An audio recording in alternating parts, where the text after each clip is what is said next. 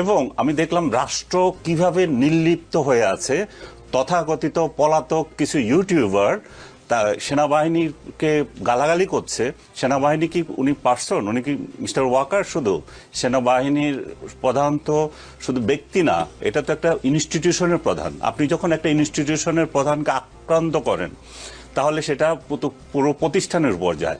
আমাদের পুলিশ প্রশাসনকে ধ্বংস করে দেওয়া হয়েছে সেই 5 আগস্টের আগে থেকে পরে থেকে। তারপরে আমাদের আরেকটা যে মেরুদণ্ড আছে যেখানে যেখানে মানুষ ভরসা করে, সেই জায়গাটাকে বারবার আঘাত করা হচ্ছে। এই বিদেশি অনুচররা বাংলাদেশকে কেন নত করতে চায় সেটা হচ্ছে একটা বড় প্রশ্ন। এই প্রশ্নের হচ্ছে যে রাষ্ট্র এখানে কি করেছে। রাষ্ট্র কমপ্লিট নিশ্চুপ ছিল। রাষ্ট্র প্রথম যে কাজটা করতে পারে এই সমস্ত পলাতক ইউটিউবারদের চ্যানেল বন্ধ করতে পারে। রাষ্ট্র সেটা করে নেই।